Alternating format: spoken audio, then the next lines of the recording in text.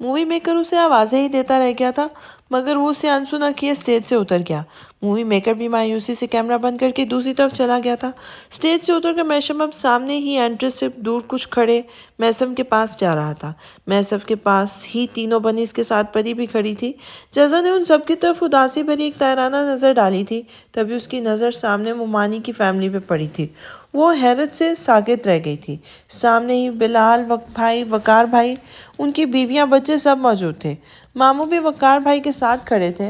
वो अभी उन सबको देखते हुए उनकी आमद के मुतालिक ही सोच रही थी कि तभी उसकी कमर पर तेज जोरदार चुभन हुई थी।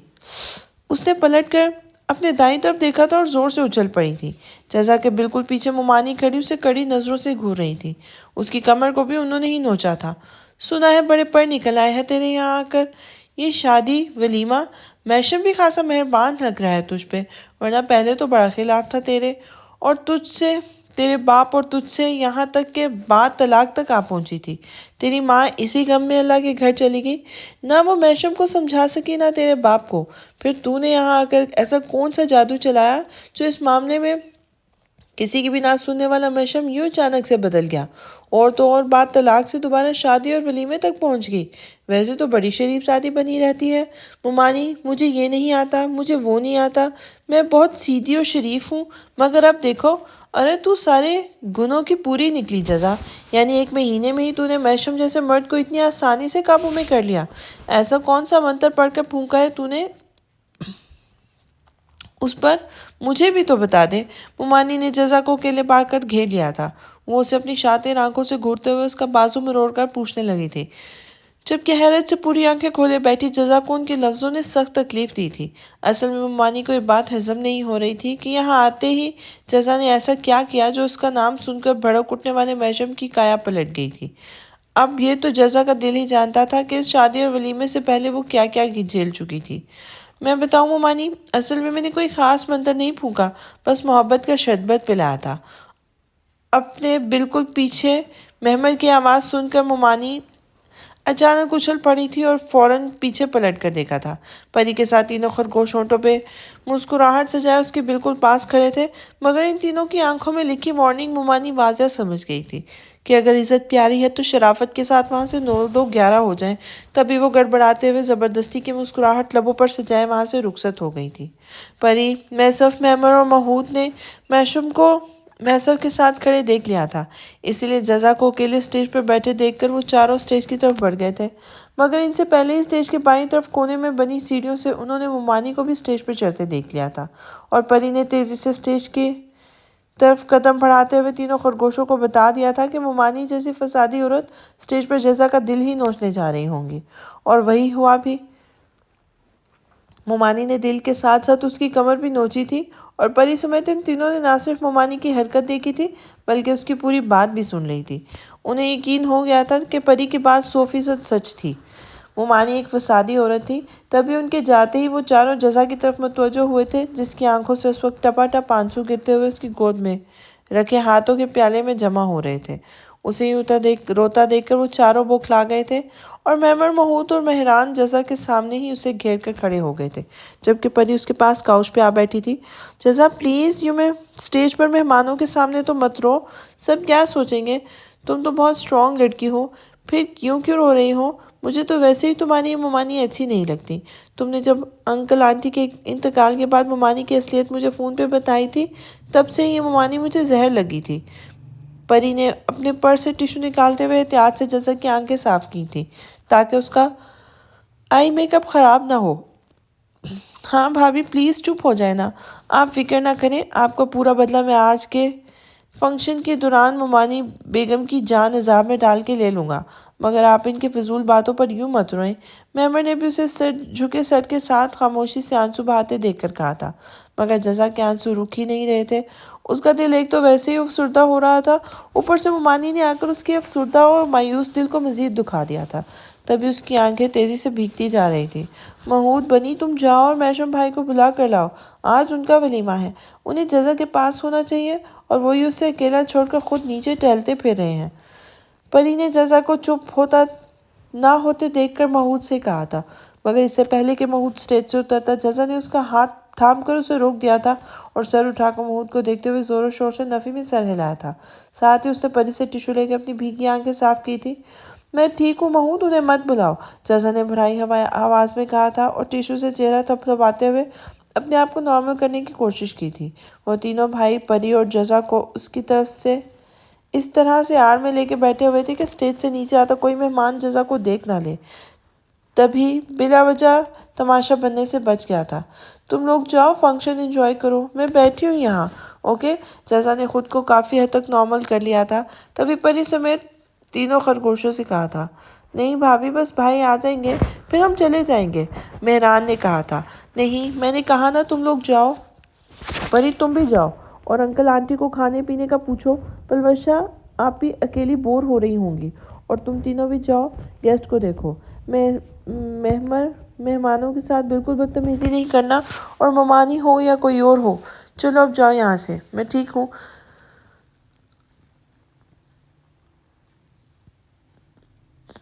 جزا نے ان سب کو اسٹیج سے روانہ کر دیا تھا۔ تینوں خرگوش پری کے ساتھ ہی منہ بناتے ہوئے اتر گئے تھے اور پلٹ کر ایک بار پھر اسٹیج کی طرف دیکھا تھا۔ جزا اب بھی سر جھکائے خاموش بیٹھی تھی، مگر اب زرینہ بیگم اپنی نند کے ساتھ اس کے پاس اسٹیج پہ جاتی دکھائی دی تھی۔ تبھی وہ چاروں ذرا ریلیکس ہو گئے تھے۔ ویسے پری، سوچنے کی بات یہ ہے کہ بھائی آج کے دن بھابھی کو یوں اکیلا چھوڑ کر خود کیوں نہیں نیچے کیوں ٹہلتے پھر رہے ہیں؟ آج مہمان خصوصی وہ خود ہیں، جسے ملنا ہوگا وہ خود اسٹیج پہ آ کے ان سے ملنے آ جائے گا۔ بھائی کیوں جا رہے ہیں سب سے ملنے؟ یہ بات مجھے سمجھ نہیں آ رہی۔ ممبر نے سامنے مین انٹرنس پہ کھڑے محشم کو دیکھتے ہوئے کہا تھا، جو پریشان صورت لیے کسی سے فون پہ بات کر رہا تھا۔ شاید تم بھول رہے ہو میری جان کہ مہمش بھائی ابھی تک لاپتہ ہیں، اس لیے بھائی بن پانی کی مچھلی کی طرح تڑپ رہے ہیں۔ اپنے چھوٹے بھائی کے بنا وہ اپنا ولیمہ کیسے سکون سے کر سکتے ہیں؟ مہران نے ممبر کے کندھے پہ ہاتھ پھیلاتے ہوئے اسے اصل وجہ بتائی تھی۔ تبھی پری بھی بری طرح چونکی تھی۔ کیا مطلب؟ دوسرے انگریز یہاں نہیں ہیں؟ پھر وہ کہاں ہیں؟ پری نے ان تینوں سے پوچھا تو ان آواز میں واضح حیرت جھلک رہی تھی۔ سنیے، میں بھی یہی آیا تھا کہ آپ لوگوں کو جب پولر چھوڑنے گئے تھے تب سے واپس نہیں لوٹے، نمبر بھی بند ہے اور کہیں کوئی اتا پتہ بھی نہیں ہے جناب کا، جانے کہاں کہاں کی خاک چھانتے پھر رہے ہیں۔ مہران نے دوبارہ سے کہا تھا، او نو، یہ کیا کر دیا پری؟ پری نے اپنے ماتھے پہ ہاتھ مارتے ہوئے زور سے بڑبڑائی تھی، اور وہ تینوں حیرت سے ایک دوسرے کی شکل دیکھنے لگے تھے۔ کیا ہوا؟ سب خیریت تو ہے پری؟ محمود نے پوچھا تھا۔ ہاں سب خیریت ہے محمود بنی، چلو سب کی خیریت، مطلب باقی مہمانوں کی خبر گیری کرتے ہیں۔ پری اداسی سے بولتی ہوئی اپنے بڑی بہن کی طرف بڑھ گئی تھی، اور وہ تینوں بھی ناسمجھی سے ایک دوسرے کو دیکھتے ہوئے سامنے گیٹ کی طرف چلے گئے تھے، جہاں سے ان کے کالج کے دوستوں کا گروپ چلا آ رہا تھا۔ ہاں جمشید، اس نمبر کو ٹریس کراؤ جلد سے جلد، اور لوکیشن پتہ چلتے ہی مجھے بتاؤ۔ ابھی کے ابھی محشم کب سے مہمش کا نمبر لگاتے ہوئے عاجز ہو چکا تھا، مگر وہ اس کی کال پک نہیں کر رہا تھا۔ تبھی محشم نے مجبوراً اس کا نمبر ٹریس کرنے کے لیے ایک پولیس آفیسر کو کال کی تھی اور خود مہمانوں کی طرف بڑھ گیا تھا۔ اس کا کام ایسا تھا کہ اس کے حلقہ احباب میں کافی لوگ شامل تھے، اس لیے اس شادی پر اس نے جیسے آدھے شہر کو ہی انوائٹ کیا تھا۔ ابھی بھی ایک دوسرے کے بعد ایک اس کے جاننے والوں کا جیسے تانتا سا لگ گیا تھا۔ دماغ میں مہمش کی ٹینشن سوار تھی، وہ تو آنے والے مہمانوں سے خوش اخلاقی سے ملنا بھی ضروری تھا۔ ابھی محشم اپنے ایک سینئر آفیسر کی فیملی سے مل رہا تھا کہ تبھی اس کا فون رنگ ہوا تھا، اور اس کے جونیئر آفیسر کی کال تھی۔ ہاں بولو جمشید، ٹریس ہوا نمبر؟ واٹ؟ لوکیشن یہی کی ہے؟ اف، یہ لڑکا مجھے پاگل کر دے گا۔ محشم جمشید کی بات سن کر جھنجھلا گیا تھا، پھر کال بند کرتے ہوئے اس نے متلاشی نظر سے چاری طرف دیکھا تھا۔ تبھی اس کی نظر محسف پہ پڑی تھی۔ وہ لپٹ کر اس کے پاس گیا تھا۔ سیفی، مہمش اسی ہوٹل میں ہے، اس کے فون کی لوکیشن یہی کی ٹریس ہو رہی ہے، تم دیکھو اسے کہاں ہے وہ تینوں بچوں سے بھی کہو کہ مہمش کو ڈھونڈ کر بتائیں مجھے۔ محشم محسف سے کہتے ہوئے جیسے ہی پلٹا، اچانک اس کی نظر اوپری فلور کی گیلری پہ پڑی تھی، اور گیلری سے آگے لگی ریلنگ پر جھکے مہمش کو دیکھ کر وہ ایک لمحے کو اپنی جگہ تھم گیا تھا۔ گدھا، نالائق کمینہ، مجھے شام سے ٹینشن دی ہوئی ہے، اور خود کتنے مزے سے اوپر وہ لٹکا ہوا ہے، محشم نے دانت پیستے ہوئے کہا تھا، اور حیران کھڑے ہوئے محسف کو وہی چھوڑ کر تیزی سے خود ہوٹل کے مین گیٹ سے باہر نکلا تھا اور اوپری فلور کے لیے سیڑھیاں کے اوپری فلور کے لیے سیڑھیاں باہر کی جانب سے جا رہی تھی۔ وہ تیزی سے سیڑھیاں طے کرتے ہوئے اوپر پہنچا تھا اور سامنے ہی ریلنگ پر جھک کے مہمش کے پیچھے جا کے کھڑا ہو گیا تھا۔ بھائی، مجھ پر غصہ کرنے سے بہتر ہے اپنا موڈ ٹھیک کر لیں۔ آج اپنا اسپیشل ڈے میری وجہ سے خراب مت کریں۔ مہمش نے نیچے جھکے ہی محشم سے کہا تھا۔ تم گدھے، الو، نالائق، تم نے شام سے مجھے گھما کے رکھا ہوا ہے۔ کہاں تھے تم؟ جانتے ہو میں کتنا فکر مند تھا۔ کیا حرکت کی ہے تم نے یہ؟ اور وہ بھی آج کے دن، جب مجھے ایک لمحے کی فرصت نہیں تھی۔ میرا دماغ کام نہیں کر رہا تھا کہ کروں تو کیا کروں۔ ادھر سب مہمانوں کو دیکھوں یا تمہیں ڈھونڈنے جاؤں۔ محشم نے جھلا کر اپنے ایک ہاتھ پر دوسرے ہاتھ کا مکہ مارا تھا۔ میں تو یہی تھا، بلکہ آپ کے پیچھے ہی ہوٹل پہنچا تھا۔ آپ تینوں خرگوشوں کو لے کر جب گھر سے نکلے تھے تب بھی میں تیار ہو کر روم میں پہنچا تھا۔ پھر میں تیار ہو کر آپ کے پیچھے ہی یہاں چلا آیا تھا۔ جب آپ بھابھی کے ساتھ گیٹ سے اسٹیج تک جا رہے تھے تو آپ پر پھول نشاور کرنے والوں میں بھی شامل تھا۔ مہمش مزے سے بولتے ہوئے اب سیدھا کھڑا ہو گیا تھا، مگر اب بھی وہ محشم کی طرف پلٹا نہیں تھا۔ تبھی محشم نے اس کا بازو پکڑ کر ایک جھٹکے سے اس کا رخ اپنی طرف موڑا تھا۔ یعنی تم یہاں اتنی دیر سے موجود تھے اور پھر تم نیچے کیوں نہیں آئے؟ اور میری کالز پک کیوں نہیں کی تم نے؟ کب سے کال کر رہا ہوں اور میسج تک کیے ہیں میں نے، مگر تم نے ایک کا بھی جواب دینا یا میسج کا رپلائی نہیں دیا۔ محشم نے غصے سے پوچھا تھا۔ جی میں یہاں موجود تھا مگر نیچے نہیں آیا، نہ آپ کے سامنے، کیونکہ آپ نے کہا تھا نا کہ جب تک آپ غصے میں ہیں آپ کو اپنی شکل نہ دکھاؤں اور نہ ہی آپ کے سامنے آؤں، اسی لیے میں آپ کے سامنے نہیں آیا بھائی۔ میں اپنی وجہ سے آپ کا اتنا اسپیشل دن برباد نہیں کرنا چاہتا تھا، اس لیے میں نے اپنا فون بھی سائلنٹ موڈ پہ کیا ہوا تھا۔ محشم نظریں نیچے کیے جوتے کے ٹو کارپیٹ پہ مارتے ہوئے بول رہا تھا، اس کی دھیمے اور آزردہ لہجے پر محشم کے دل کو جیسے دھکا سا لگا تھا۔ اس کا بھائی آج اس کی وجہ سے اتنا زیادہ دکھی تھا، جبکہ محشم بھی یہ جان چکا تھا کہ اس کے پورے معاملے میں تینوں خرگوش کی غلطی تھی۔ مہمش بے قصور تھا۔ ابھی 2 تھپڑ پڑیں گے نا تو اچھی طرح عقل ٹھکانے لگ جائے گی۔ زیادہ غیرت مند بننے کی کوشش مت کرو۔ میں اگر غصے میں کچھ بول گیا تھا تو تم یوں دل سے لگا کر بیٹھ گئے۔ جانتے بھی ہو میرا کیا حال ہو رہا تھا۔ میں کسی سے ڈھنگ سے بات نہیں کر پا رہا تھا۔ میرا دھیان تم میں ہی اٹکا ہوا تھا۔ کتنے برے خیال دل میں آ رہے تھے، اور یہ بار اسپیشل ڈے کی کیا گردان لگائے جا رہے ہو۔ میرے لیے تم لوگوں سے بڑھ کے کچھ اسپیشل نہیں ہے۔ آئی سمجھ؟ ادھر آؤ جلدی سے۔ مجھے تم سب بس اسی طرح پریشان کیا کرو، کبھی بڑے مت ہونا۔ وہ تینوں تو بچے ہیں، تم بھی فوراً بچے بن جایا کرو۔ محشم نے اسے مصنوعی انداز میں ڈپٹتے ہوئے آگے بڑھ کر اپنے سینے سے لگایا تھا۔ یار تمہیں پتا ہے میں ان تینوں کے لیے کتنا زیادہ ٹچی ہوں۔ تمہیں یاد ہے نا، موم بھی ڈیڈ کے بعد انہیں کچھ نہیں کہتی تھی۔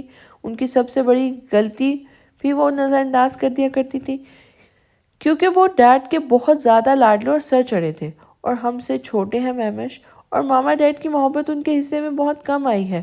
انہیں موم ڈیڈ دونوں میں سے کسی کی کمی محسوس نہ ہو، اس کے لیے ہمیں کوشش کرنی پڑے گی۔ میں نے انہیں ڈیڈ کے بعد بہت مشکل سے سنبھالا تھا، پھر مما بھی چلی گئی۔ اب وہ پوری طرح بس ہم پر ڈیپینڈنٹ ہے۔ ہم ان بھائیوں کے بھائی نہیں بلکہ ماں اور باپ بھی ہیں، اس لیے غصے میں ہی ان کے ساتھ کبھی بھی ایسا بہیو مت کرنا کہ ہماری وجہ سے ان کی آنکھوں میں آنسو آئیں۔ وہ ہمارے ہوتے ہوئے بھی موم ڈیڈ کو مس کریں۔ محشم نے مہمش کی پیٹھ تھپکتے ہوئے اسے خود سے الگ کیا تھا اور اس کی پیشانی چوم کر پیار سے مہمش کو سمجھایا تھا۔ جی بھائی، میں آگے سے خیال رکھوں گا۔ مجھے بھی محمود کی وہ روتی ہوئی شکل نہیں بھول رہی تھی۔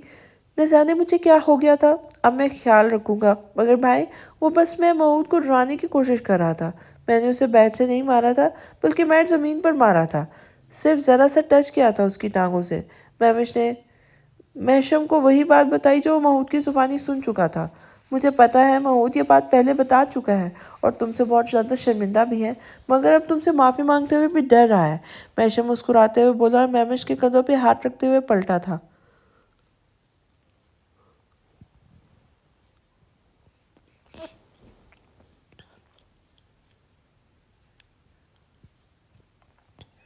جب اس کی نظر سامنے سیڑھیوں پر کھڑے میسف پر پڑی تھی، جو سینے پہ ہاتھ باندھے کھڑا ان دونوں کو دیکھ رہا تھا، ان دونوں کے پاس آتے وہ تاثر سے نفی میں سر ہلانے لگا تھا۔ بھائی، شاید آج آپ کا ولیمہ ہے، اس لیے سب لوگ بار بار آپ کا پوچھ رہے ہیں۔ اگر آپ نے اس روٹھی ہوئی محبوبہ کو منا لیا ہو تو نیچے چلیں۔ میوسف نے گھور کر مہمش کو دیکھا تھا اور اپنی بات ختم کرتے ہوئے پلٹ کر سیڑھیاں اترتا چلا گیا تھا، کیونکہ آج اسے مہمش پر بہت غصہ آ رہا تھا، جس نے اس کی ایک بھی کال کا جواب نہیں دیا تھا۔ بھائی، اب آپ کو دوسری محبوبہ کو منانا پڑے گا، مہمش تعصب سے سر ہلاتے ہوئے بولا تھا، اور خود کو گھورتے ہوئے میشم کے چہرے پر نظر پڑتے ہی وہ گڑبڑا کر سیڑھیاں اترنے لگا تھا۔ میشم بھی اس کے ساتھ ہی تھا، مگر اپنی محبوبہ یعنی مہمش کو مناتے مناتے وہ یہ واقعی بھول گیا تھا کہ اس کی اصل محبوبہ سے نہ صرف بری طرح روٹھ چکی ہے بلکہ اچھی خاصی بدظن بھی ہو چکی ہے۔ وہ ہمیشہ کی طرح اس بار بھی سارا قصور صرف اور صرف میشم کا ہی تھا، جو اتنے خاص دن پر اپنی سب سے خاص ہستی کو یکسر بھول کر بیٹھا تھا۔ اس کی غلطی ناقابل معافی تھی، وہ جزا کا مجرم تھا، اور یہی طے تھا کہ آج بھی جزا میشم ابراہیم اسے اس جرم کی کڑی سزا سنانے والی تھی۔ سارے مہمان آ چکے تھے، پورا ہال مہمانوں سے کچا کچ بھرا تھا، جن میں عورتیں غول کے غول میں سٹیج پر چڑھی آ رہی تھیں، اور جزا اب سب کو اکیلے ڈیل کرتے کرتے تھک گئی تھی۔ میشم کا ابھی تک سٹیج پر کوئی اتا پتہ نہیں تھا۔ جزا نے متلاشی نظروں سے سٹیج سے نیچے اسے ڈھونڈنے کی کوشش کی تھی، مگر وہ اسے کہیں دکھائی نہیں دیا تھا، جبکہ کچھ دیر پہلے ہی جزا نے اسے مہمانوں کے بیچ کھڑے دیکھا تھا، مگر اب وہ کہیں دکھائی نہیں دے رہا تھا۔ اس سے پہلے کہ وہ کافی دیر محفل سے غائب رہا تھا، مگر پھر وہ واپس آ گیا تھا، مگر اب پھر سے غائب ہو گیا تھا۔ جزا کی بے چین نگاہیں اب بھی اسے چاروں طرف ڈھونڈ رہی تھیں کہ تبھی اسے وہ انٹری سے اندر آتا ہوا دکھائی دیا، مگر اب بھی سٹیج پر آنے کے بجائے وہ نیچے ہی رک گیا تھا، سب سے ملتا ملاتا، ہنستا مسکراتا ہوا، جزا کو بھول کر سب کے ساتھ مصروف ہو گیا تھا۔ اور جزا ایک بار پھر سخت شکایتی نظروں سے ہنستے مسکراتے میشم کو دیکھتی رہ گئی تھی۔ جتنی عجیب ان کی زندگی تھی، جتنی عجیب یہ شادی تھی، اتنی ہی عجیب یہ ولیمہ تھا۔ اس سے زیادہ عجیب و غریب یہ دلہا تھا، جسے اکیلی سٹیج پر کھڑی اپنی دلہن کی فکر تھی، نہ یہ خیال کہ اتنے بہت سے انجان لوگوں کو وہ اکیلے کیسے ہینڈل کر رہی ہوگی۔ مووی بیک کر الگ ایک جگہ کھڑا اکیلی دلہن کو کیپچر کر رہا تھا، تو کبھی بھاگا بھاگا دلہے کے پاس جا رہا تھا۔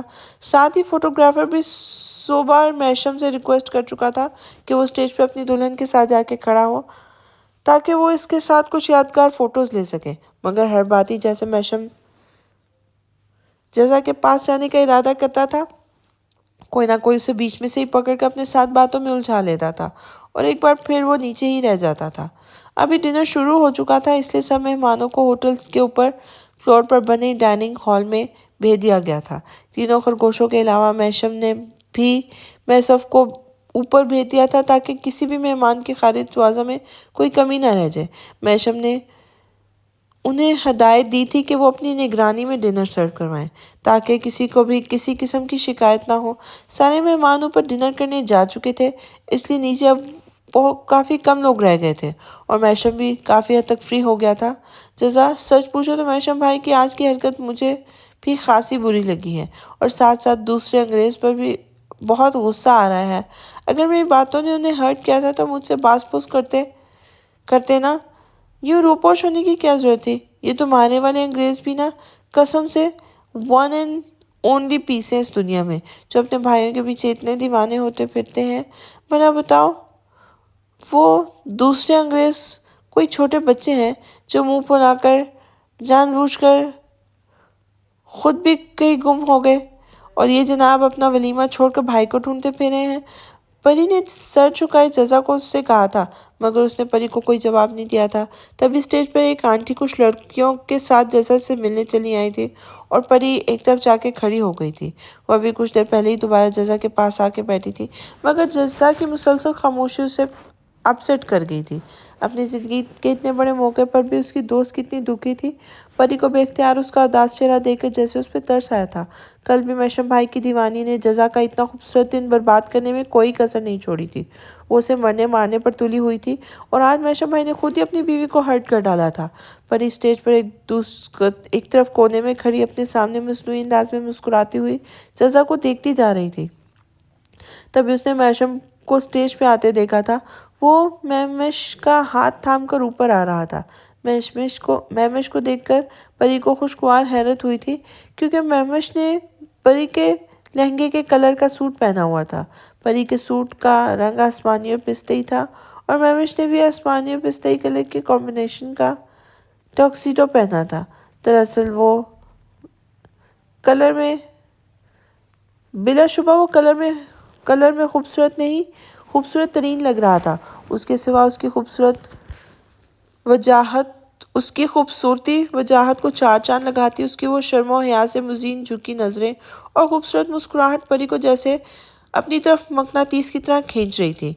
अभी वो मैशम के पीछे धीरे धीरे सीढ़ियाँ चढ़ता नीचे नज़रें झुकाए चला आ रहा था और परी किसी ट्रांस की कैफियत में चलती हुई बिल्कुल जज़ा के पास जाके खड़ी हो गई थी। महमिश और मैशम भी जज़ा के पास आके खड़े हुए थे। अस्सलाम वालेकुम भाभी, मैं आपके लिए आया था। महमिश ने अपनी पॉकेट से छोटी सी मखमली बॉक्स निकालते हुए जज़ा को दिया था। थैंक यू भाई, जज़ा ने धीमी सी आवाज़ में जवाब देते हुए बॉक्स थाम लिया था, मगर सर उठाकर किसी की तरफ नहीं देखा था। महमिश ने उलझकर जज़ा का बुझा बुझा सा अंदाज देखा था। लगता है आप प्रेसिडेंट लेने वापस अमेरिका चले गए थे, तभी यहाँ आपकी गुमशुदगी ने प्रेजेंट लेने वापस अमेरिका चले गए थे तभी यहाँ आपकी गुमशुदगी ने उधम मचाया हुआ था। परी ने महमिश पर लतीफ़ सा तंज किया था। महमिश समेत मैशम ने भी चौंक कर उसे देखा था और जज़ा ने घूर कर परी को देखा था।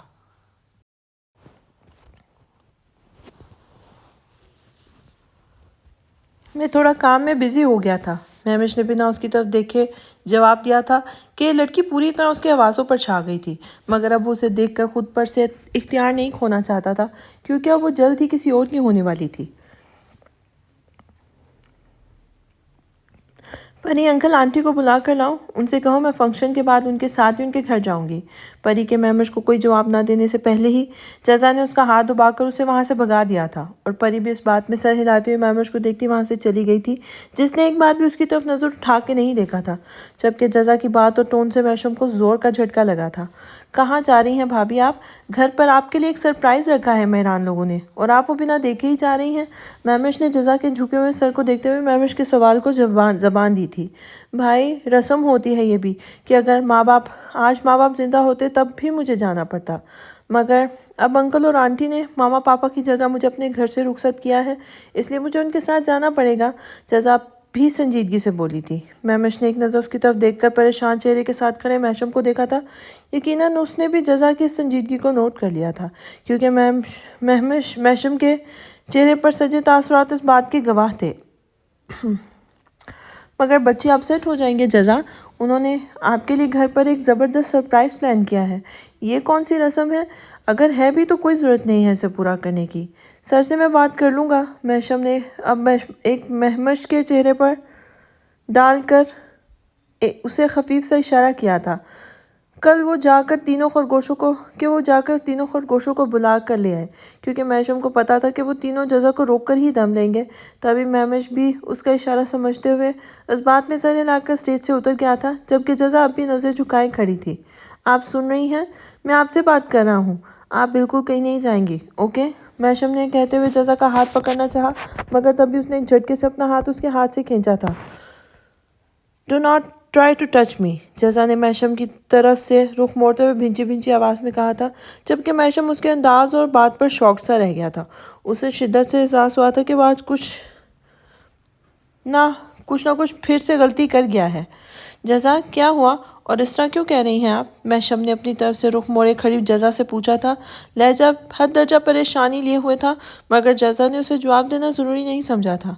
जज़ा, मैं कुछ पूछ रहा हूँ, इधर देखिए मेरी तरफ। क्या हुआ है? क्यों नाराज़ हैं आप मुझसे? मैशम ने अब जज़ा के कंधे पर हाथ रखना चाहा था, मगर वो एक बार फिर से तेज़ी से दूर हुई थी। अगर आप चाहते हैं कि मैं अभी के अभी यहाँ से उतर कर नीचे ना जाऊँ, तो मुझसे बात करने या छूने की कोशिश मत कीजिएगा। मैं नहीं चाहती कि यहाँ कोई सीन क्रिएट हो, इसलिए खामोशी से अपने काम से काम रखें और मुझे मेरी फ़िक्र छोड़ दें। जज़ा ने तल्खी से कहते हुए उससे कुछ और दूर हुई थी اور شوق سے کھڑے محشم کے لیے اس کے الفاظ اور لہجہ اور انداز سب بھی غیر متوقع تھے۔ اسے جزا کے رویے پر سخت تکلیف ہوئی تھی، مگر اسے یہ سمجھ نہیں آ رہا تھا کہ جزا اسے کس بات پہ خفا ہے، اور پھر اس سے پہلے کہ دوبارہ سے اس کی طرف کوئی پیش رفت کرتا، تبھی زرینہ آنٹی اور پری کی امی شبانہ بیگم سٹیج پر چلی آئی تھی، اور پیچھے پیچھے ضیاء صاحب بھی پری کے بابا بھی تھے۔ ضیاء صاحب اور پری کے بابا بھی تھے۔ ہاں بھئی جزا، بیٹے ڈنر کر لیں آپ بھی، پھر چلتے ہیں گھر۔ بیگم آپ لوگ لے جائیں جزا کو ڈنر کے لیے، پری بھی اوپر ہی ہے، پھر نکلنے کی کرتے ہیں۔ کیوں بھائی محشم، اجازت ہے؟ ابرار صاحب یعنی پری کے بابا نے جزا سے کہتے ہوئے محشم کو بھی مخاطب کیا تھا، جو اسٹیج سے اترتی جزا کو دیکھ کر سخت بے چین ہو رہا تھا۔ انکل آپ جزا کو کہاں لے جا رہے ہیں؟ محشم نے بےقراری سے ان سے پوچھا تھا۔ بیٹا ولیمے کے بعد لڑکی اپنے میکے جاتی ہے، اس لیے بس اسی رسم کو پورا کرنے کے لیے ہم جزا کو اپنے ساتھ لے جا رہے ہیں، ضیاء صاحب نے جواب دیا تھا۔ مگر سر وہ گھر پر جزا کے لیے بچوں نے ایک سرپرائز پلان کیا تھا، وہ آج چلی گئی تو بچوں کا دل ٹوٹ جائے گا، میں انہیں کل آپ سے ملوانے لے آؤں گا، محشم جھجکتے ہوئے بولا تھا۔ پہلے مہمش کی وجہ سے وہ اتنا پریشان تھا اور اب اسے جزا کی ٹینشن لگ گئی تھی، مگر اتنا تو طے تھا کہ اسے کسی بھی حال میں کچھ بھی کر کے آج جزا کو منانا تھا، کیونکہ وہ اس کی ناراضگی افورڈ کر ہی نہیں سکتا تھا۔ مگر محشم یہ رسم ہوتی ہے بیٹا، اور پھر خود جزا خود بھی چاہتی ہے، ابھی پری نے ہمیں بتایا تبھی تو ہم آئے ہیں، ضیاء صاحب نے اسے جیسے سمجھانا چاہا تھا۔ سر وہ انہیں پتہ نہیں ہے نا، اس لیے کہہ رہی ہیں۔ محشم نے ایک بار پھر سے انہیں منع کرنے کی کوشش بھی کی تھی۔ اس مرتبہ ضیاء صاحب بھی چپ ہو گئے تھے، اور ان کے ساتھ کھڑے ان کے بہنوئی نے بھی ان کے کندھے پہ ہاتھ رکھ کے آنکھوں میں انہیں چپ رہنے کا اشارہ کیا تھا۔ آپ نے کھانا کھایا انکل؟ اور سر آپ نے؟ محشم نے ان دونوں سے پوچھا تھا۔ ارے کھا لیں یار، اپنے گھر کا فنکشن ہے، ابرار شاہ نے محشم کے کندھے کو تھپتھپاتے ہوئے جواب دیا تھا۔ تبھی میسف اسے بلانے چلا آیا تھا۔ بھائی آپ لوگوں کے لیے ٹیبل لگوا دی ہیں، چلے کھانا کھا لیں۔ انکل آپ لوگ بھی آئیں پلیز۔ میسف ان سب کو اپنے ساتھ ہی اوپر لے گیا تھا، جہاں تمام فیملی ممبرز کے لیے ایک الگ روم میں کھانے کی لمبی سی ٹیبل لگوائی گئی تھی۔ آدھے سے زیادہ مہمان اب رخصت ہونا شروع ہو گئے تھے۔ محشم جب اس روم میں پہنچا تو سامنے ہی وہ دشمنے جاں رخ موڑے پری کے ساتھ بیٹھی اس سے دھیمی سی آواز میں باتیں کر رہی تھی۔ اس کے دائیں طرف پری اور بائیں طرف زرینہ بیگم بیٹھی ہوئی تھی۔ زرینہ بیگم کے ساتھ ہی شبانہ بیگم بیٹھی ہوئی تھی۔ ان کے سامنے والی لائن میں ضیاء صاحب اور ابرار صاحب آ بیٹھے تھے، جبکہ ان کے پیچھے سے مہمش بھی کھڑا تھا، جس کی نظر سجی دھجی پری پر ٹکی ہوئی تھی۔ وہ کب سے پری کو دیکھ کر اپنی نظروں پر لگام ڈالنے کی کوشش کر رہا تھا، مگر وہ آج اتنی خوبصورت لگ رہی تھی کہ مہمش کی نظر اس سے ہٹنے سے انکاری ہوتی جا رہی تھی۔ یہ بس مہمش ہی جانتا تھا کہ اس نے کس طرح اپنی نظریں کنٹرول کیا ہوا تھا۔ ساتھ ہی دل میں درد بھرا یہ احساس بھی چٹکیاں لے رہا تھا کہ اس کے سامنے بیٹھی یہ خوبصورت پری اب جلد کسی اور کی ہونے والی ہیں۔ جہاں وہ کچھ ہی دن میں اس کے لیے حد درجہ سیریس ہو چکا تھا، وہیں پری اسے دل میں اس کے لیے کوئی فیلنگ نہیں رکھتی تھی، بلکہ اس کا آئیڈیل ایک پولیس والا تھا، مہمش جیسا شخص نہیں۔ بھائی کھڑے کیوں ہیں، بیٹھ جائیں نا، ویٹرز کے ساتھ کھانا اندر لاتے۔ میسف کی آواز سن کر پری کے بارے میں سوچتا مہمش اور جزا کو دیکھتا محشم دونوں چونک گئے تھے۔ لمحے کے 1000ویں حصے میں مہمش خود کو سنبھالتے ہوئے سر جھٹکا تھا اور سامنے پڑی چیئر پہ گھسیٹ کے اس پہ بیٹھ گیا تھا، جبکہ جزا کو دیکھتے محشم نے بھی ایک گہری بے بسی بھری سانس کھینچ کر عین جزا کے سامنے والی چیئر سنبھال لی تھی۔ جزا نے اب بھی نظر اٹھا کر محشم کی طرف نہیں دیکھا تھا، لیکن پری نے میسف کی آواز سن کر سامنے بیٹھے محشم کو نظر اٹھا کر ضرور دیکھا تھا، اور مسکراتے ہوئے اس کی طرف پوری طرح متوجہ ہو گئی تھی۔ محشم بھائی جزا کا ولیمہ تو ہو گیا ہے، اب آپ اپنا ولیمہ کب کھلا رہے ہیں؟ پری کی بات پر محشم سمیت پری کے آس پاس بیٹھے سب لوگ حیران رہ گئے تھے۔ مہمش نے بھی گھور کر پری کو دیکھا تھا، ایسی مکانہ بات کی توقع پری سے ہی کر سکتا تھا۔ جزا کا ولیمہ؟ یہ ولیمہ جزا کے ساتھ میرا بھی ہے پری؟ مزید کون سا دوسرا ولیمہ کروں پھر؟ محشم نے اسے حیرت سے تکتے ہوئے جواب دیا تھا۔ ایویں ہی آپ کا ہے، یہ جزا کا ولیمہ تھا، وہی اسٹیج پر اکیلی بیٹھی سب مہمانوں کو بھگتا رہی تھی۔ آپ تو مجھے ایک بار کے علاوہ اسٹیج پر نظر ہی نہیں آئے، آپ شاید اپنے چھوٹے کے ساتھ ہائیڈ اینڈ سیک کھیل رہے تھے۔ پری نے مزے لیتے ہوئے چیئر کے بیک سے کمر ٹکا کر بیٹھے مہمش کو دیکھا تھا، جو اب غصے سے اسے گھورا تھا، جبکہ اس کی بات سن کر محشم کے ذہن میں اچانک جھماکا سا ہوا تھا۔ اوہ شٹ، تو اسی لیے جزا مجھ سے ناراض ہے، مائی گڈنس، میں نے تو یہ سوچا ہی نہیں۔ اف محشم، ابراہیم کمر کس لو، اب صحیح والی بینڈ بجنی ہے تمہاری، کیونکہ جزا کا غصہ بھی جائز ہے، میری کوتاہی بھی سامنے ہے، اور فی الحال جزا کا مجھے معاف کرنے کو کوئی ارادہ نظر نہیں آ رہا۔ میشم نے سوچتے ہوئے بے اختیار سنجیدہ چہرے کے ساتھ نیچی نظریں کیے بیٹھی جزا کو دیکھا تھا۔ پری، وہ اصل میں مہمانوں کو بھی دیکھنا تھا نا؟ میرے ڈپارٹمنٹ کے سارے آفیسرز، ان کی فیملی سب انوائٹڈ تھے، تو بس انہی کی وجہ سے اسٹیج پر نہیں آ سکا۔ میشم نے گڑبڑا کر صفائی دینی چاہی تھی، تو انہیں ملنے آپ سے اسٹیج پہ آنا چاہیے تھا نا؟ مہمان خصوصی آپ تھے آج کے دن۔ اب یہ کیا کہ آپ سب سے ملنے خود نیچے بھاگ گئے؟ ویسے آج میری گنہگار آنکھوں اور کانوں نے جو دیکھا اور سنا ہے وہ یہ تھا کہ آپ اپنے بھائی کو ڈھونڈنے نکلے ہوئے تھے، جو شاید ہوٹل کا راستہ بھول گئے تھے۔ مگر سوچنے والی بات یہ ہے کہ جب آپ کو بازیاب ہو گئے تھے تب تو آپ جزا کے ساتھ پاس جا سکتے تھے نا؟ پورا وقت میں نے جزا کو اکیلے ہی وہاں کھڑا پایا، اسی لیے مجھے لگا کہ ولیمہ بس جزا کا ہی ہے، اور شاید آپ کا اگلی بار ہوگا۔ لیکن ہاں، اگر واقعی آپ کو اپنا ولیمہ کرنا ہوگا نا تو مجھے 2 دن پہلے بتا دیجیے گا، تاکہ میں شاپنگ کر کے رکھوں۔ پری کی باتوں سے میشم شرمندہ ہوئے جا رہا تھا، جبکہ باقی سب کے چہروں پر دبی دبی مسکراہٹ تھی، سوائے پری کی امی کے، جنہوں نے اس کی بات سن کر اپنا سر پیٹ لیا تھا۔ بکواس کروا لو اس لڑکی سے بس دنیا جہان کی۔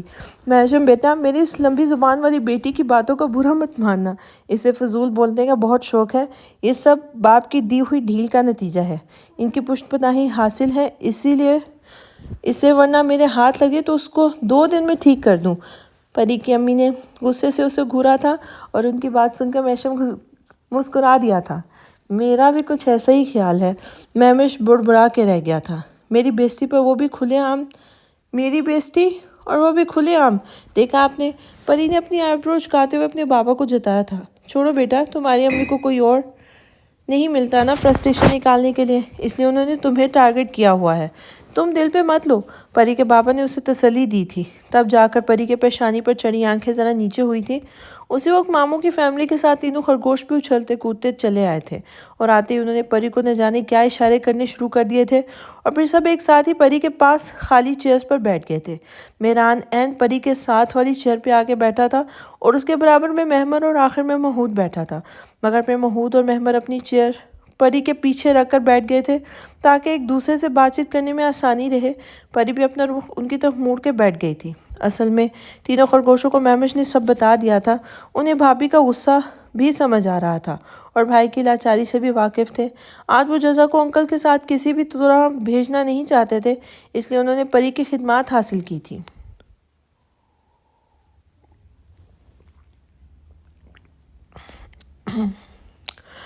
پری، بس بھابھی کو راضی کرنا ہے، ہم نے گھر کو بہت پیارا سا ڈیکوریٹ کیا ہے، اور بھابھی کا روم تو بہت ہی خوبصورتی سے سجایا ہے، اس لیے ان کا جانا بہت ضروری ہے۔ آپ بھابھی کو سمجھائیں، ویسے تو ہم انہیں قسم دے کے روک سکتے ہیں، مگر وہ کیا ہے نا، بھائی کہتے ہیں چھوٹی چھوٹی باتوں کے لیے قسم نہیں کھاتے، قسم جھوٹے لوگ کھاتے ہیں، اور ہم جھوٹے نہیں ہیں، بس آپ کسی بھی طرح بھابھی کو منا لیں۔ مہران نے بات کا آغاز کیا تھا، اور اس کی آخری بات پر محمود نے زور و شور سے اس بات میں سر ہلایا تھا۔ وہ سب تو ٹھیک ہے مہران بنی، میں تم لوگوں کا ساتھ اگر دوں بھی تو بدلے میں مجھے کیا انعام ملے گا؟ پری نے سودے بازی شروع کر دی تھی۔ کیا انعام چاہتی ہیں آپ؟ مہمر نے آنکھیں سکیٹ کر پوچھا تھا۔ کچھ زیادہ نہیں، بس بنا میرا نام لیے دوسرے انگریز کو کسی بھی بہانے سے یہ پیغام پہنچانا ہے کہ میرا رشتہ ٹوٹ گیا ہے۔ ویسے تو میرے پاس ان کا نمبر بھی ہے، مگر میں ایک شرم و حیا والی لڑکی ہوں، اگر میں انہیں کال کر کے اپنی زبانی اپنے رشتہ ٹوٹنے کی خبر دوں گی، اور دوسرے انگریز نے آگے سے مجھے کہہ دیا کہ تمہارا رشتہ ٹوٹ گیا ہے، تو میں کیا کروں؟ بس وہی لمحہ میرے لیے شرم سے ڈوب مرنے کا ہو گیا۔ اب مری میں برف پڑنے والی ہے، ڈوبنے کی جگہ کہیں ملے گی نہیں، تو مجبوراً مجھے زہر پھانک کر خودکشی کرنی پڑے گی۔ پری کی بات سن کر مہمر اپنی جگہ سے زور سے اچھل پڑا تھا۔ اوہ، تو یہ بات ہے، یعنی اب سلسلہ یہاں تک پہنچ گیا، نمبر بھی ایکسچینج ہو گئے ہیں؟ مہران نے پری کو حیرت سے دیکھا تھا۔ نمبر ایکسچینج نہیں ہوئے، بس ماں بدولت نے جزا کے فون سے اڑایا ہے، اور تمہارے چھوٹے بھائی کی آج کی گمشدگی بھی اسی رشتے والے سلسلے کی ایک کڑی تھی، پری نے منہ بناتے ہوئے کہا تھا۔ ریئلی؟ یہ تو بہت بڑی بریکنگ نیوز ہے۔ محمود نے خوشی سے اچھلتے ہوئے سامنے بیٹھے دونوں بڑے بھائیوں کو دیکھا تھا، جبکہ لبوں پر شرارت شرارتی مسکراہٹ سجی ہوئی تھی۔ اب خبر نامے کی طرح خبر سب جگہ نشر نہ کر دینا محود بنی، ورنہ میری جوتی ہوگی اور تم تینوں کا سر کرے گا ایک اور بھگتو گے تینوں۔ پری نے مہران، محود اور مہمر کو دھمکایا تھا اور تبھی ان کے ساتھ بیٹھی جزا نے ایک زوردار چٹکی اس کے بازو پر نوچی تھی۔ یہ چپکے سرگوشیوں میں کیا باتیں کر رہے ہو تم چاروں؟ اور تم بدتمیز پری، سیدھی بیٹھو تم، ممانی تمہیں دیکھ رہی ہیں۔ چلتا پھرتا نیوز چینل ہے یہ سب جگہ خبر نشر کر دیں گی۔ جزا نے ممانی کی طرف ترچھی نظروں سے دیکھا تھا اور جو ٹیبل پر قدرے جھکی پری اور تینوں خرگوشوں کی بات سننے کی کوشش کر رہی تھی۔ پری نے غصے سے خود کو تکتی ممانی کو گھور کر دیکھا تھا اور وہ گڑبڑا کر سیدھی ہو گئی تھی۔ محود، مہمر بھی اپنی جگہ جا بیٹھے تھے۔ پھر سب نے خاموشی سے کھانا کھایا تھا۔ سب مہمان رخصت ہو چکے تھے۔ ماموں ممانی بھی رخصت ہوتے وقت ولیمے بھی اپنی اچانک آمد کا مقصد بھی محشم کو سمجھا گئے تھے، جس سے محشم کی حیرت کافی حد تک دور ہو گئی تھی۔ اصل میں ماموں ان فیملی یہاں محشم کا ولیمہ اٹینڈ کرنے نہیں بلکہ زین کو ڈھونڈنے آئے تھے، جو کچھ دن پہلے ہی مری گھومنے آیا تھا اور ابھی تک واپس لاہور نہیں لوٹا تھا۔ ان کے کچھ دنوں پہلے ہی اس سے فون پر بات ہوئی تھی، مگر اس کے بعد نہ اس کا فون لگ رہا تھا نہ ہی اس کی کوئی خیریت ہی انہیں ملی تھی۔ تب سے وہ سب اس کی طرف سے بہت پریشان تھے اور محشم کا ولیمہ اٹینڈ کرنے کا اصل مقصد بھی یہ تھا کہ وہ زین کو ڈھونڈ نکالنے میں محشم کی مدد لینا چاہتے تھے۔ اس کے مری میں پوسٹنگ کا بھی انہیں بھی تو کچھ فائدہ ہونا چاہیے تھا، اس لیے جاتے جاتے بھی ماموں اور ممانی نے محشم سے زین کو ڈھونڈ نکالنے کی التجا کی تھی اور محشم نے بھی انہیں تسلی دی تھی کہ اگر زین کو ڈھونڈ نکالنے کی کہ وہ زین کو ڈھونڈنے کی ہر ممکنہ کوشش کرے گا۔ یوں ماموں کی فیملی کا کافی خوش واپس پہنچ گئی تھی۔ اب تقریباً بس گھر والے ہی بچے تھے۔ جزا بھی ضیاء صاحب کے ساتھ جانے کو تیار تھی اور ان کو سب کے ساتھ جانے کے لیے پر تولتے دیکھ کر محشم سخت بے چین ہوا جا رہا تھا، مگر پھر دل پہ پتھر رکھ کے سب کے ساتھ کھڑا باتیں کر رہا تھا۔ جزا بھی سر جھکائے وہیں سب کے ساتھ کھڑی تھی کہ تبھی پری اس کا بازو کھینچ کر اپنے ساتھ گھسیٹ کے ڈائننگ ہال کے اس کونے میں لے گئی تھی جہاں پردے کے پیچھے تینوں خرگوش اسی لیے موجود تھے کہ ضرورت پڑتے ہی وہ کود کر پری کی مدد کو باہر آ سکیں گے۔ جزا، تم نہ خواب نگر چلی جا آج، کیونکہ مجھ سے تینوں خرگوشوں نے کہا ہے کہ تیرے والے انگریز میرے والے انگریز کو بخشنے کے موڈ میں نہیں ہیں۔ یہاں تو وہ مہمانوں کا لحاظ کر کے چپ ہو گئے ہیں، مگر گھر جاتے ہی وہ اپنا سارا غصہ بیچارے دوسرے انگریز پر نکالنے کا پورا ارادہ کر چکے ہیں۔ پلیز تو چلی جانا ان کے ساتھ، ورنہ تیرے میاں تیرے سوا کسی کے قابو میں نہیں آئیں گے، پری نے آزردگی سے کہا تھا، جبکہ اس کی شاندار ایکٹنگ پر پردے کے پیچھے چھپے وہ تینوں اسے داد دیے بغیر نہیں رہ سکے تھے۔ تمہیں پتہ ہے نا پری، آج کی ساری سچویشن، محشم نے مجھے اتنا ہرٹ کیا ہے، میں ان کے ساتھ جانا نہیں چاہتی۔ تم بھی فکر مت کرو، وہ مہمش بھائی سے بہت محبت کرتے ہیں، کچھ نہیں کہیں گے انہیں۔ جزا نے صاف منع کر دیا تھا اور پیچھے پلٹ ہی رہی تھی کہ پری نے ایک بار پھر جزا کا بازو پکڑ کر روکا تھا۔ جزا، تم سمجھ نہیں رہی، وہ ان سے بہت خفا ہیں، کئی بار تو میرے سامنے بھی انہوں نے اپنے چھوٹے کو دھمکایا ہے۔ تم انہیں جانتی ہو، تمہارے شوہر کتنے غصے والے ہیں۔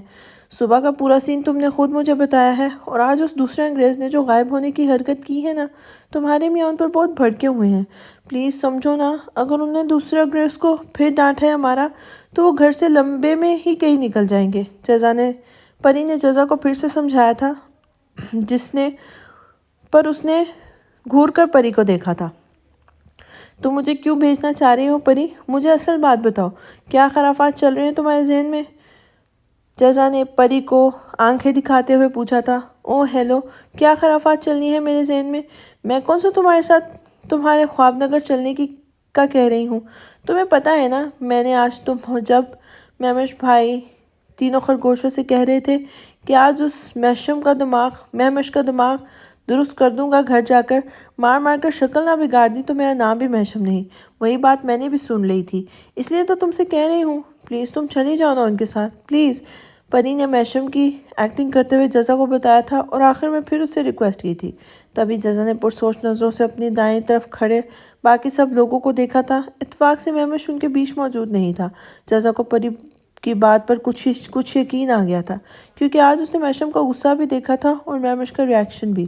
اسے بھی مہمر لوگوں سے پتہ چل گیا تھا کہ مہمش آج دن سے نہ جانے کہاں غائب تھا۔ تب وہ کچھ اس کی بات سے اتفاق کرتے ہوئے اس بات میں سر ہلانے لگی اور جزا صاحب کی آواز دینے پر بنا پری کو جواب دیے دوبارہ ان کی طرف چلی گئی تھی۔ بھئی جزا بیٹا، ہم آپ کو کل لینے آئیں گے۔ آج آپ محشم کے ساتھ اپنے گھر جائیں۔ یہ محشم کے ساتھ ساتھ باقی بچوں کی بھی خواہش ہے۔ انہوں نے کوئی سرپرائز پلان کیا ہوا ہے تمہارے لیے گھر پر۔ ضیاء نے جزا کے سر پر ہاتھ پھیرتے ہوئے کہا تھا۔ جزا نے چونک کر انہیں دیکھا تھا۔ اب ان کے پاس ہی محشم سر جھکائے مؤدب سا کھڑا تھا۔ جی انکل، جزا نے محشم کے جھکے ہوئے سر کو دیکھ کے آہستگی سے جواب دیا تھا۔ چلیں جزا بیٹا، پھر ہم چلتے ہیں۔ شبانہ بیگم نے جزا کو گلے لگاتے ہوئے پیار کیا تھا۔ ان کے ساتھ ہی زرینہ بیگم، پلوشہ اور پری سب اسے ملتے ہوئے رخصت ہو گئے تھے۔ جانے سے پہلے پری نے جزا کے گلے لگتے ہوئے ایک بار پھر اسے مہمش کو بچانے کی التجا کی تھی۔ ساتھ ہی اس نے جزا کے پیچھے کھڑے مسکراتے ہوئے تینوں خرگوشوں کو بھی تھمز اپ کر کے مشن کمپلیٹڈ کا اشارہ کر دیا تھا۔ مہمش بھائی، میں آپ کے ساتھ ہی آپ کی گاڑی میں چلوں گا۔ وہ سب گھر جانے کے لیے نکل رہے تھے جب سر جھکائے کھڑی جزا نے اچانک مہمش سے کہا تھا، جبکہ اس کے سامنے کھڑے محشم نے سخت شوقی نظروں سے سر تا پا تک چادر میں لپٹی جزا کو دیکھا تھا، مگر دانستہ اسے کچھ کہنے کی کوشش نہیں کی تھی۔ مہمش نے ایک نظر بھائی کی طرف دیکھا تھا اور محشم نے سر ہلا کر جیسے اسے جزا کو ساتھ لے جانے کی رضامندی دی تھی۔ شور بھابھی، چلیں۔ بھائی کا اشارہ ملتے ہی وہ جزا کو اپنے ساتھ لیے گاڑی میں آ بیٹھا تھا، جہاں محسف پہلے ہی فرنٹ سیٹ پہ بیٹھا ہوا تھا۔ محشم بھی تینوں خرگوشوں کو اپنے ساتھ لیے گاڑی کی طرف چلا گیا تھا۔ پھر وہ محشم سے پہلے ہی گھر پہنچ گئی تھی اور گھر کے بجائے گاڑی رکنے کے بعد جیسے ہی وہ باہر نکلی تھی، اسے شدید حیرت کا جھٹکا لگا تھا۔ سامنے ہی سجا سجایا خواب نگر دیکھتے اس نے اپنے ساتھ آئے مہمش اور محسف کو خوشگوار حیرت سے دیکھا تھا۔ بھائی، یہ کس لیے کیا؟ کیا یہی تھا سرپرائز؟ جزا نے خوشی سے چہکتے ہوئے مہمش اور محسف سے پوچھا تھا۔ جی بھابھی، یہی تھا سرپرائز۔ آپ کی خواہش تھی نا بھابھی کہ جب آپ گھر آئیں گی تو آپ کا ویلکم اس طرح ہی ہو، اس لیے ہم نے آپ کی خواہش پوری کرنے کے لیے ایک چھوٹی سی کوشش کی ہے۔ محسف مسکراتے ہوئے بولا تھا اور جزا ان کی محبت دیکھ کر جیسے سرشار ہو گئی تھی۔ اس نے خوشی سے چمکتے چہرے کے ساتھ لان کا پورا چکر لگاتے ہوئے ایک ایک چیز کو ستائشی انداز میں دیکھا تھا۔ پھر لان سے ہوتے ہوئے وہ جب ہال میں پہنچی تو اندر بھی اتنی خوبصورت سجاوٹ دیکھ کر جیسے خوشی سے جھوم اٹھی تھی۔ تھینک یو بھائی، یہ سب آپ نے میرے لیے کیا۔ میں بہت خوش ہوں، سچ میں۔ وہ خوشی سے آنکھیں میچ کر بچوں کی طرح بولی تھی۔ پھر اس کی معصومیت بھرے انداز پر محشم اور محسف بے اختیار مسکرا دیے تھے۔ تبھی جزا نے باہر محشم کی گاڑی کا ہارن سنا تھا اور اس کی مسکراہٹ جیسے سمٹ کے رہ گئی تھی۔ اسے یاد آیا تھا کہ اس شخص نے آج اس کی زندگی کے اتنے بڑے اسپیشل دن کو کس طرح برباد کر کے رکھ دیا تھا۔ تبھی وہ تیزی سے پلٹ کر اپنے روم کی طرف بڑھ گئی تھی اور پھر اپنے بیڈ روم میں پہنچتے ہی حیرت کا دوسرا بڑا جھٹکا لگا تھا۔ وہ اس کا بیڈ روم تو نہیں تھا، وہ تو کوئی خوابوں کا جہان تھا۔ اتنی خوبصورتی اور نفاست سے سجایا گیا تھا کہ چمکتی آنکھوں سے ہر ایک چیز کو دیکھتے ہوئے وہ جیسے مسمرائز ہو گئی تھی۔ جزا، خوشی سے گنگ ہوتی زبان کے ساتھ وہ نہ جانے کب تک بیڈ روم کے دروازے پر کھڑی ایسے ہی ساکت و جامد کھڑی رہتی کہ محشم کی پکار پر وہ چونک کر ہوش میں آئی تھی اور اس نے اندر داخل ہوتے دروازے کو جلدی سے لاک کیا تھا اور خود اپنے کپڑے لے کر اندر باتھ روم کی طرف بڑھ گئی تھی۔ پھر پورے آدھے گھنٹے بعد جب وہ نہا کر باہر آئی تو اس کے دھلے دھلائے چہرے کی پر میک اپ کے نام پر کچھ نہیں تھا، یہاں تک کہ ہونٹوں پر لپسٹک تک نہیں بچی تھی۔ باتھ روم سے باہر آتے اس نے بال سلجھانے کے بعد سارا زیور لاکر میں رکھے تھے۔ کلائیوں میں صرف دو کانچ کی چوڑیاں اور ناک میں میرون نگ کی لونگ کے سوا اس نے ہر چیز بددلی سے اٹھا کر اندر لاکر میں رکھ دی تھی۔ چاکلیٹ براؤن کلر کے جو لینس اس نے بہت شوق سے اپنی آنکھوں میں لگائے تھے، انہیں بھی وہ فلش میں بہا چکی تھی، جس کے لیے آج اس نے اتنا ہار سنگھار کیا تھا۔ جب اس نے ہی ایک ستائشی نظر اس پہ نہیں ڈالی تو اب کس کے لیے اتنا کچھ خود پر لاد کر رکھتی۔ پہلے ہی وہ اسے دیکھنے میں راضی نہیں تھا اور اب جزا اس کے لیے ہار سنگھار برقرار رکھنے کو تیار نہیں تھی۔ اس لیے سب کاموں سے نپٹ کر اس نے عشاء کی نماز پڑھی تھی اور نماز سے فارغ ہو کر جب وہ دوبارہ ہال میں پہنچی تو اسے یوں روٹین والے گھریلو حلیے میں دیکھ کر ہال میں بیٹھے وہ سارے بھائی ششدر رہ گئے تھے۔ خاص کر محشم کے دل کو سخت دھچکا لگا تھا۔ چائے بناؤں آپ سب کے لیے؟ وہ بنا کسی کو مخاطب کیے ان سب سے پوچھنے لگی تھی، مگر مہوش نے نفی میں سر ہلا دیا تھا۔ نہیں بھابھی، راحت بہت ہو گئی ہے، آپ سونے جائیں، ہم لوگ بس آپ ہی ریسٹ کریں۔ وہ بولتا ہوا اپنی جگہ سے اٹھ کر آوا تھا۔ اس کی دیکھا داکھی تینوں خرگوش اور میسف بھی اٹھ کر اپنے اپنے روم میں چلے گئے تھے۔ جزا بھی لاپرواہی سے کندھے اچکاتے ہوئے بیڈ روم کی طرف چلی گئی تھی، جبکہ میشم ابھی تک ہال میں بیٹھا جزا کے رویے کو ہی سوچے جا رہا تھا۔ پھر تکے ہوئے انداز میں وہ بھی اپنے روم کی طرف بڑھ گیا تھا، جہاں جزا بیڈ پر بکھرے پھولوں کو سمیٹ کر ایک طرف کر رہی تھی۔ وہ روم کا دروازہ لاک کرتے ہوئے اس کے پاس چلایا تھا۔ جزا، یہ سب کیا ہے؟ آپ نے میرا انتظار بھی نہیں کیا، وہ دھیرے سے بولا تھا۔ کس بات کا انتظار؟ وہ ناسمجھی سے میشم کو دیکھتے ہوئے بولی تھی۔ میں نے اب تک آپ کو ٹھیک سے دیکھا بھی نہیں تھا، اتنی جلدی آپ نے چینج کیوں کیا؟ اس نے شوقی لہجے میں کہا تھا۔ کیونکہ مجھے نیند آ رہی تھی، اب اتنے بھاری کپڑے اور جولری پہن کر تو نہیں سو سکتی تھی نا۔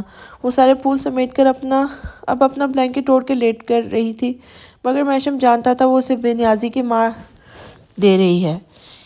کیوں کر رہی ہیں آپ ایسا؟ آپ ایسی باتیں؟ میری مجبوری سمجھنے کی کوشش کریں پلیز۔ میں ممبرز کی وجہ سے بہت زیادہ ٹینس تھا، پھر آج سارے مہمانوں کو بھی مجھے ہی دیکھنا تھا، اس لیے میں آپ کے پاس نہیں آ سکا۔ پلیز سمجھنے کی کوشش کریں، مجھے شوق نہیں ہے آپ کو یوں غصہ دلانے کا۔ میشم نے لاچاری سے کہا تھا۔ وہ جزا کو منانے کی کوشش کر رہا تھا، مگر اسے اندازہ تھا کہ وہ اس سے ضرورت سے زیادہ خفا تھی، تبھی اس کے لیے آج جیسے میشم کی طرف دیکھنا بھی حرام تھا۔ اس وقت بھی اس نے بنا میشم کی طرف دیکھے اپنا چہرہ بلینکٹ میں چھپا لیا تھا۔ میشم مایوس سا ہوتا اپنے کپڑے لے کر چینج کرنے واش روم میں چلا گیا تھا، اور جزا نے چہرے سے بلینکٹ ہٹا کر اس بے نیاز شخص کو دیکھا تھا جو 10 منٹ بعد واش روم سے باہر آیا تھا اور بنا اسے کوئی بات کیے نماز پڑھنے کھڑا ہو گیا تھا۔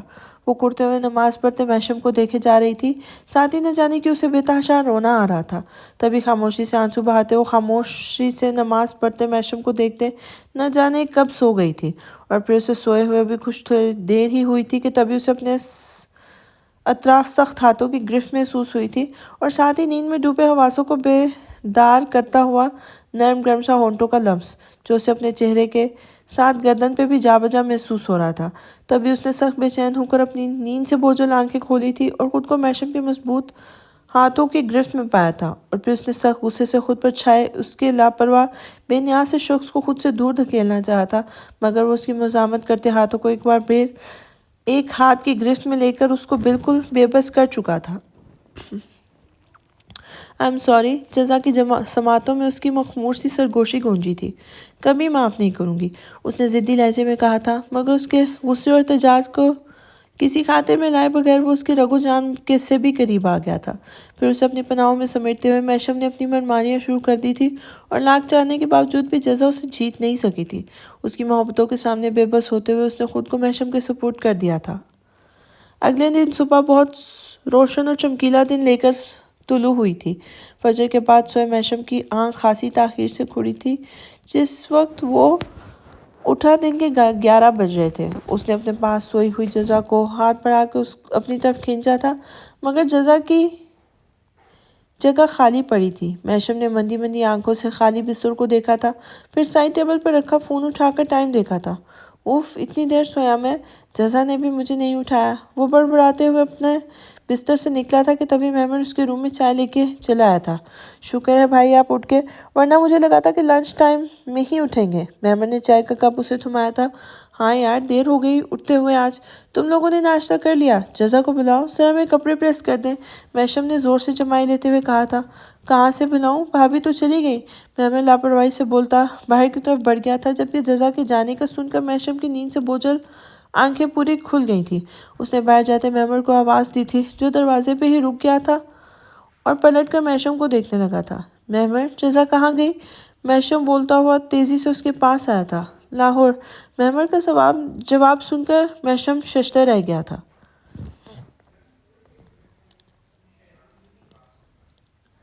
کیا کہہ رہے ہو تم مہمر؟ جزا لاہور چلی گئی؟ مجھے بتائے بنا؟ کب گئی وہ؟ میشم نے تیزی سے مہمر کے پاس جا کے پوچھا تھا۔ اس کی آنکھوں میں چھپی تڑپ اور بے چینی مہمر کو جیسے مزہ دے گئی تھی۔ تبھی وہ بمشکل اپنی مسکراہٹ چھپا کر تعصب سے اپنے ماتھے پہ ہاتھ مار رہا تھا۔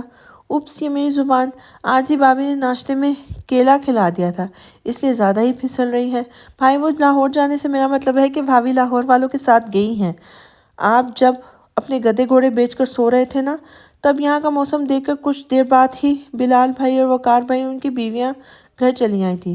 وہ لوگ گھومنے کے ساتھ ساتھ یہاں سے کچھ شاپنگ کرنے بھی نکلے تھے اور ساتھ ہی وہ نیولی میرڈ کپل کو بھی اپنے ساتھ لے جانا چاہتے تھے تاکہ ان کی شاپنگ اور آپ کی آؤٹنگ دونوں ساتھ ہی ہو جائے، اس لیے ہوٹل سے سیدھے یہیں چلے آئے تھے آپ کو اور بھابھی کو ساتھ لے جانے کے لیے، مگر بھابھی نے کہا کہ آپ خاصے لیٹ سوئے ہیں اس لیے آپ کو نہ جگایا جائے، اور کیونکہ انہیں نہ یہاں کے رستوں کی صحیح سے سمجھ نہیں ہے نہ ہی کام کی جگہوں کے بارے میں کچھ خاص پتہ ہے، اس لیے بلال بھائی اور وقار بھائی کے علاوہ مہران اور محمود بھی ساتھ ہی گئے ہیں۔ محصف اور مہمش نے ان کے آنے سے پہلے ہی انسٹیٹیوٹ چلے گئے تھے، اس لیے وہ مہران اور محمود کو لے گئے۔ مجھے بھی لے جانے کے لیے کہہ رہے تھے مگر دل چاہتے ہوئے بھی میں آپ کی وجہ سے ان کے ساتھ نہیں گیا، دل پہ پتھر رکھ کے گھر پہ ہی رک گیا۔ میور نے اسے تفصیل سے بتاتے ہوئے آخر میں منہ بنایا تھا جبکہ اس کے سامنے کھڑی محشم کی جیسے جان میں جان آئی تھی۔ اس نے بے اختیار شکر کی سانس لی تھی، تبھی میمن نے اس کے پرسکون چہرے کو شرارتی نظروں سے دیکھا تھا۔ بھائی، بھابھی نے آپ کو میسج بھی کیا ہے جانے سے پہلے، ذرا فون چیک کر لیں اپنا، ہو سکتا ہے کوئی خاص پیغام بھی دیا ہو۔ میمر بولتے ہوئے جب پارک سے باہر نکلا تھا، اب وہ یہاں رکتا تو میشم کا جوتا ہوتا اور اس کا سر۔ میمر کے جاتے ہی میشم نے اپنا فون چیک کیا تھا، واقعی اس کے فون پر جزا کا ٹیکسٹ موجود تھا جو نیند میں اس نے دیکھا ہی نہیں تھا۔ بلال بھائی اور وقار بھائی مجھے زبردستی اپنے ساتھ لے جا رہے ہیں، اگر برا لگا ہو تو مجھے کال کر دیجیے گا، محمود اور مہران میرے ساتھ ہیں، آپ کے کال کرتے ہی میں واپس آ جاؤں گی۔ جزا کا میسج دیکھ کر اس کے لبوں پر محظوظ کن مسکراہٹ دوڑ گئی تھی، اسے فوراً ہی اس کا رات والا رویہ، ساتھ میں اپنی من مانی اور جزا کا بگڑا موڈ بھی یاد آیا تھا۔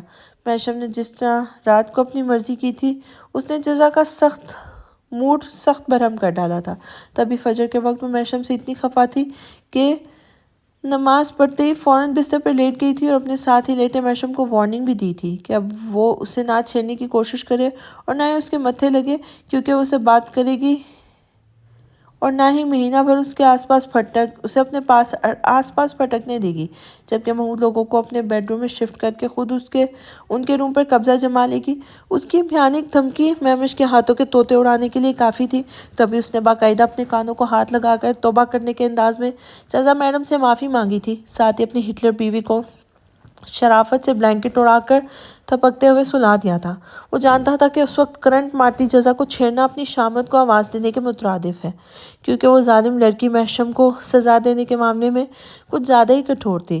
اگر اس وقت وہ دل کے ہاتھوں مجبور ہو کر چھوٹی سی بھی کوئی حرکت کرتا تو اس کے کچھ دیر کے بعد محبت کا مظاہرہ اسے پورے مہینے کے لیے پنجرے میں قید پنچھی کی طرح پھڑپھڑانے پر مجبور کر دیتا۔ تبھی وہ اسے سلا کر کتنی ہی دیر جاگ کر اس کے سوئے ہوئے خوبصورت معصوم چہرے کو دیکھتا رہا تھا۔ مجھے ایسے مت دیکھیں میشم، آپ کے دیکھنے سے میں ڈسٹرب ہوتی ہوں، یاد رکھیں۔ ایک مہینہ وہ آنکھیں بند کیے بڑبڑاتی رہی اور وہ گڑبڑا کر خود بھی پیچھے ہو گیا تھا۔ یہ لڑکی پتہ نہیں میرے معاملے میں اتنی سٹرکٹ کیوں ہے؟ وہ منہ بنا کر بڑبڑاتا ہوا آنکھیں موند گیا تھا۔ کچھ بعید نہیں تھا کہ اسے اپنے کہے پر عمل درآمد کرنے میں ذرا دیر نہیں لگاتی، وہ اسے سزا دے کر ہی رہتی۔ پھر اس دوران جزا کی ڈھیٹائی بے نیازی اپنے انتہا کو پہنچ جاتی تھی۔ اس وقت نہ اسے محشم کی طرف دکھائی دیتی تھی، نہ اس کی بے بسی اور نہ ہی اس کی محبت۔ ایسے وقت میں وہ بس وہی عمل کرتی تھی جس سے محشم کو زیادہ تڑپایا جا سکے، اور پھر وہ خود اس کے تڑپ کا تماشا دیکھ کر بہت خوش ہوا کرتی تھی۔ اب بھی اس کے کانوں میں جزا کی آواز اور وہ وارننگ دوبارہ سے گونجی تھی۔ تب اس نے محفوظ انداز میں مسکراتے ہوئے اسے کال کی تھی۔ دوسری طرف 2 بیلز کے بعد کال پک کر لی گئی تھی۔ واپس آ جاؤں؟ جزا نے کال پک کرتے ہی تیزی سے کہا تھا اور مسکراتا ہوا محشم زور سے ہنس دیا تھا۔ نہ سلام، نہ دعا خیر، نہ خیریت، فون اٹھاتے ہی سیدھا سوال داغ دیا۔ محشم کی مسکراتی آواز سن کر وہ بھڑک گئی تھی۔ 1 گھنٹے پہلے بخیریت آپ اپنے سامنے سوتا چھوڑ کے آئی ہوں۔ سوتے سوتے ہی خیریت مشکوک ہو گئی، جزا نے تنک کر کہا تھا۔ ہاں نا، مشکوک ہی سمجھ لیں، یہ دل آپ کے لیے بہت تڑپ رہا ہے، مچل رہا ہے، آنکھوں کو آپ کی دید کی پیاس ستا رہی ہے۔ مجھے آپ کی بہت یاد آ رہی ہے، اسپیشلی کل کی رات تو بہت شدت سے یاد آ رہی ہے، وہ جب محشم بے حیا بے شرم۔ جزا کی زوردار چیخ نما آواز پہ اس کا زوردار قہقہا کمرے میں گونجا تھا۔ اسے اندازہ تھا کہ جزا کا چہرہ اس وقت شرم اور غصے سے سرخ ہو گیا ہوگا۔ اف سب کے سامنے اتنی زور سے چلا رہی ہیں، کیا سوچیں گے سب کہ جزا اپنے شوہر کو ایسے القابات سے نوازتی ہے، اس کی ذرا عزت نہیں کرتی۔ میشم نے اسے دوبارہ چھیڑا تھا۔ جی نہیں، میں آپ کی طرح بے شرم نہیں ہوں، میرے پاس فی الحال کوئی بھی نہیں ہے۔ محمود مہران سب کے پکس لے رہے ہیں اور میں سب سے کافی دور ہوں، جزا نے جواب دیا تھا۔ ہاں جی، دوریاں رکھنی تو آپ کو خاصی پسند ہے۔ میشم نے پھر سے اسے چھیڑا تھا۔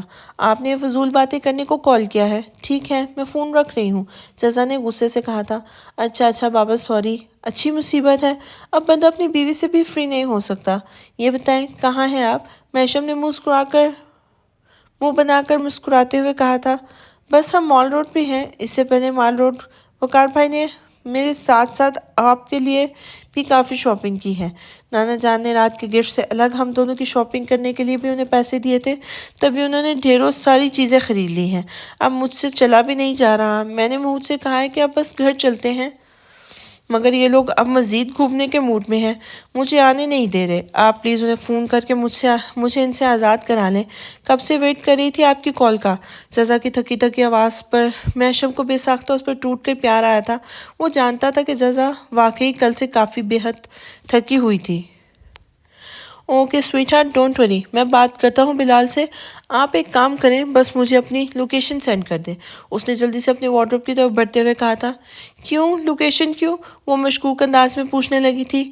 انہیں گھومنے دینا، میں آپ کو اور بچوں کو مہمش سے کہہ کر واپس بلا لیتا ہوں۔ اسے لوکیشن سینڈ کر دوں گا تو وہ کریکٹ جگہ پر پہنچ جائے گا۔ اوکے، میں بھیجتی ہوں، جزا نے کہتے ہوئے کال ڈسکنیکٹ کی تھی اور اسے لوکیشن واٹس ایپ کر دی تھی۔ میشم لوکیشن دیکھتے ہی خود تیار ہو کر چل دیا تھا۔ اسے اب جزا کو لینے مال روڈ جانا تھا۔ آمنہ پھوپھو اور مولانا صاحب، کرسٹی، زارا، سرفراز سب کو اپنے اپنے گھر پر لے جا رہے تھے۔ یوسف کو آج شام اپنی مقررہ وقت پر شارلٹ سے ملنا تھا، اس لیے اس نے ایک ضروری کام کا کہہ کے زارا کو اس کے بابا کے ساتھ آمنہ بیگم کے ہاں جانے کا کہہ دیا تھا۔ وہ رات واپسی پر زارا کو اپنے ساتھ لے لانے کا ارادہ رکھتا تھا، تبھی اس وقت وہ سب ساتھ ہی باہر جا رہے تھے، مگر زارا سخت بے چین ہو جا رہی تھی۔ اس نے یوسف اور بابا دونوں سے کہا تھا کہ اسے کہیں نہیں جانا، مگر مولانا صاحب سمیت آمنہ بیگم، کرسٹین سب نے مل کے اسے اتنی محبت سے فورس کیا تھا کہ وہ چاہتے ہوئے بھی منع نہیں کر پائی تھی۔ پھر وہ سب جانے کے لیے اٹھ کھڑے ہوئے تھے۔ یوسف فلیٹ کو لاک کرتا ان سب کے ساتھ باہر تک آیا تھا، مگر اس دوران ایک عجیب بات ہوئی تھی کہ زارا فلیٹ سے نیچے گراؤنڈ فلور تک اور اس کے بعد بلڈنگ سے باہر آتے تک بھی یوسف کا ہاتھ تھامے ہوئے تھی، جبکہ اس کے پاس اس کے بابا بھی موجود تھے، مگر پھر بھی وہ یوسف کو ایسے پکڑے ہوئے تھی جیسے کسی چھوٹے سے بچے کو کسی انجانی بھیڑ والی جگہ پر لوگوں کے ہجوم میں چلتے ہوئے خود کے گم ہو جانے کا خوف ہو۔ وہ اپنے ماں باپ کا ہاتھ کس کے پکڑتے ہوئے بھیڑ والی جگہ سے بخیر و عافیت گزر جانا چاہتا ہو۔ وہی حال اس وقت زارا کا سا تھا۔ وہ یوسف کا ہاتھ چھوڑنے کو تیار نہیں تھی۔ یوسف اس کے ساتھ ہی اپنی گاڑی تک آیا تھا اور گاڑی میں بیٹھنے سے پہلے جب اس نے مسکرا کر زارا کو مولانا صاحب کے ساتھ چلنے کو کہا تھا نا، تو وہ اس کا ہاتھ چھوڑنے کو تیار نہیں ہو رہی تھی اور نہ ہی کہیں اور جانے کو راضی تھی۔ مولانا صاحب آمنہ بیگم اور کرسٹی کو پچھلے سیٹس پر بٹھانے کے بعد منتظر نظروں سے اس زارا کو دیکھ رہے تھے جو اپنے دونوں ہاتھوں سے یوسف کا ہاتھ پکڑے کھڑی تھی، یہاں تک کہ اس کے بابا بھی مولانا صاحب کے پاس والی فرنٹ سیٹ پر بیٹھ چکے تھے۔